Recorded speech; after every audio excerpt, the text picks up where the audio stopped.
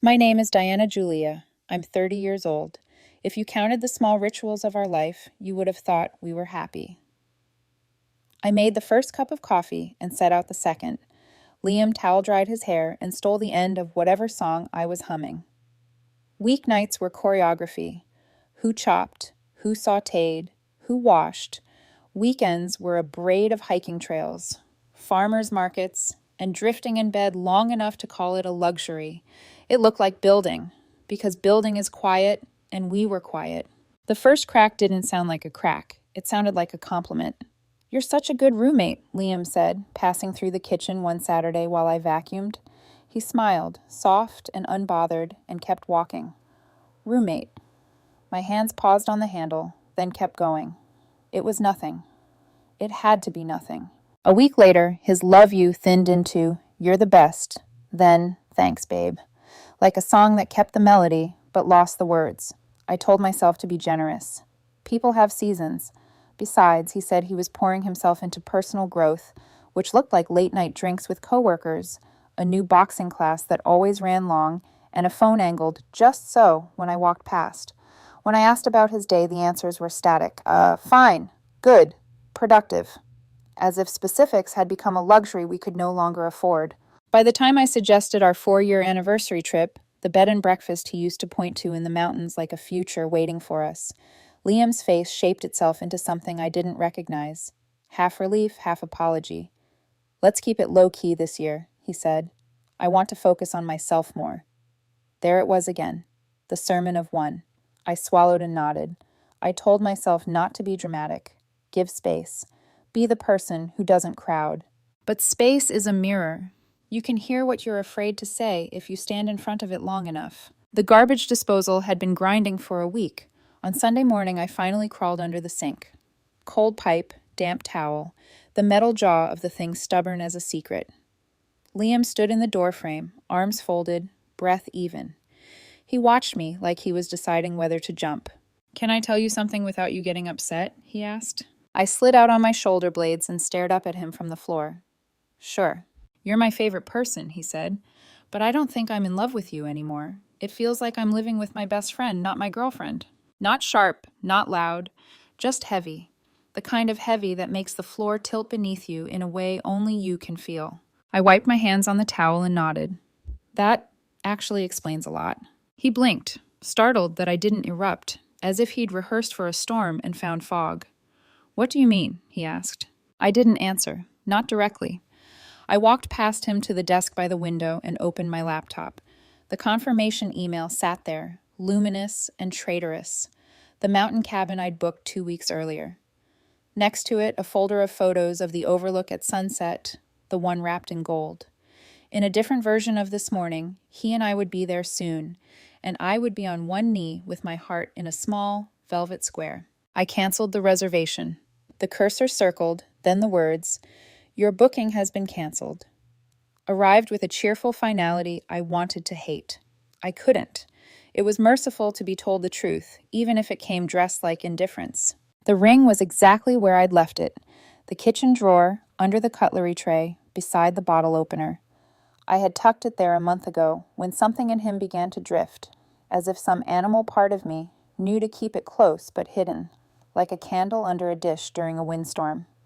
I lifted the tray, stared at the box, then set it back. The sound of the drawer sliding shut felt like closing a door on a version of myself who kept auditioning for the role of beloved in a play that had already been cast. "What are you doing?" Liam asked, voice tilting toward concern, or maybe curiosity. "Adjusting expectations," I said. His brows knit, hurt flickered, confusing, given that he'd just redrafted the map of us in one sentence. I didn't explain. I couldn't carry both his truth and his reaction to it. Not today. There were no theatrics, no shattering plates, no sobbing on the floor. I washed my hands. I fixed the disposal. The house hummed the way a house hums when two people have stepped out of the same story and into different rooms. Later that week, while folding laundry in the guest room, the one that had become more mine lately, Liam took a call on speaker while filing his nails. I didn't try to listen. The words arrived anyway. "How did she take it?" a friend asked. "So well," Liam said, almost baffled. "It's kind of crazy. I thought she'd cry or something." A laugh. Maybe she didn't love you that much to begin with. Liam laughed too, that nervous, polite laugh you offer when you don't agree, but you like the permission it gives you. Something in me clicked. Not a snap. Snaps beg for an audience. This was internal, private, clean.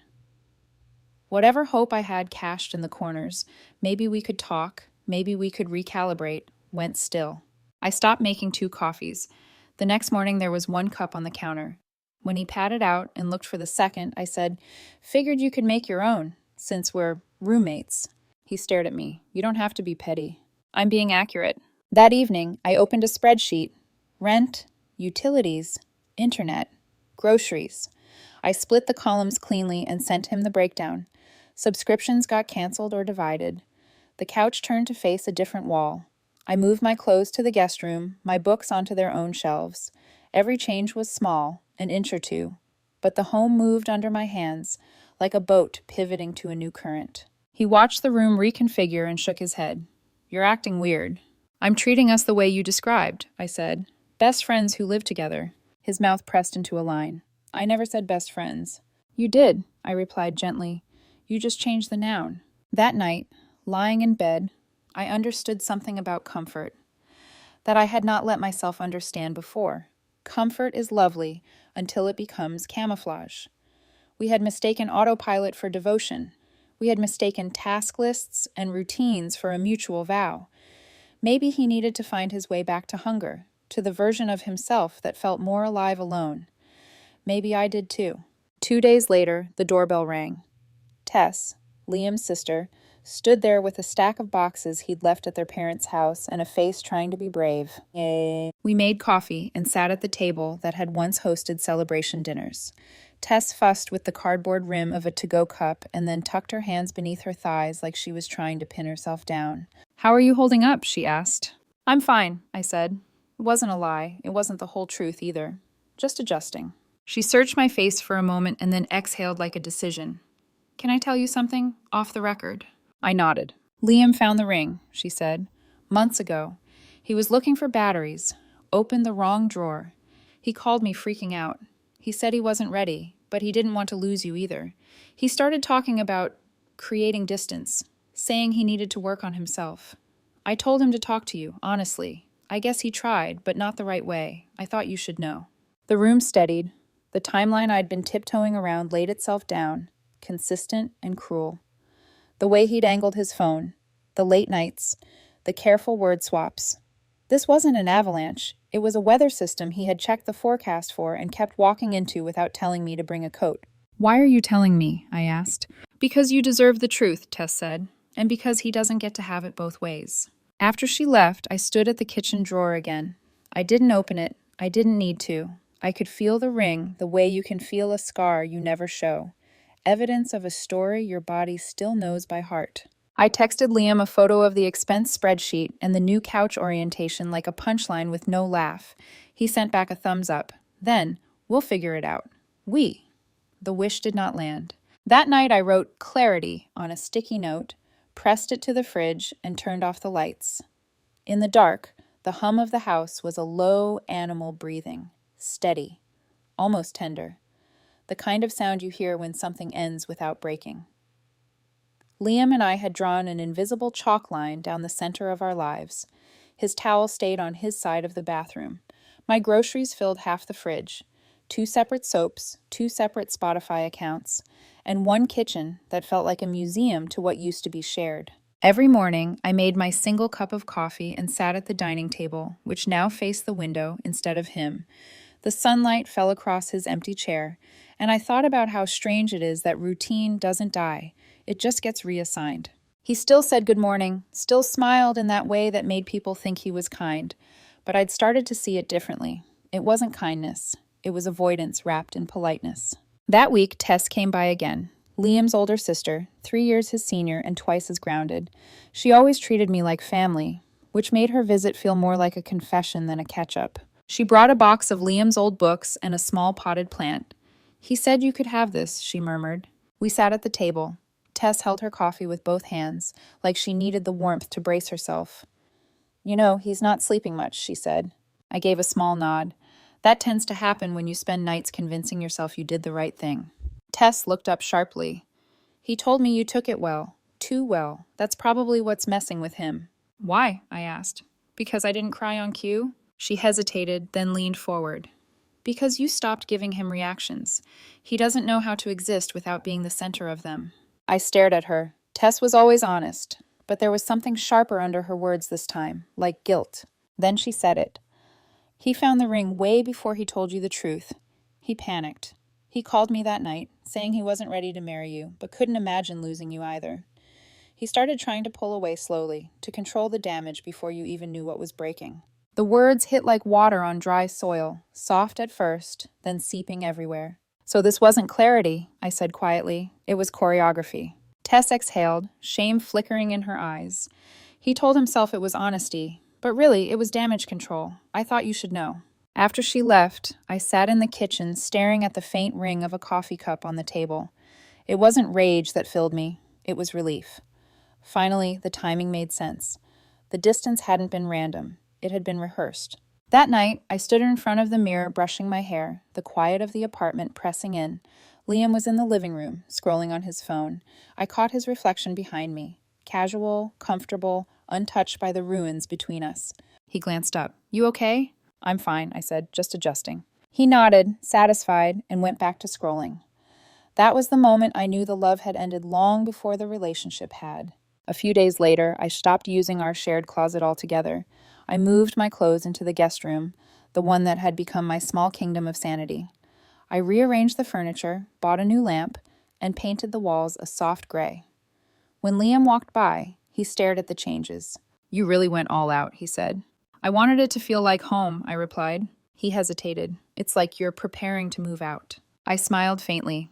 I'm preparing to move on. Not quite the same thing. He didn't answer, just walked away.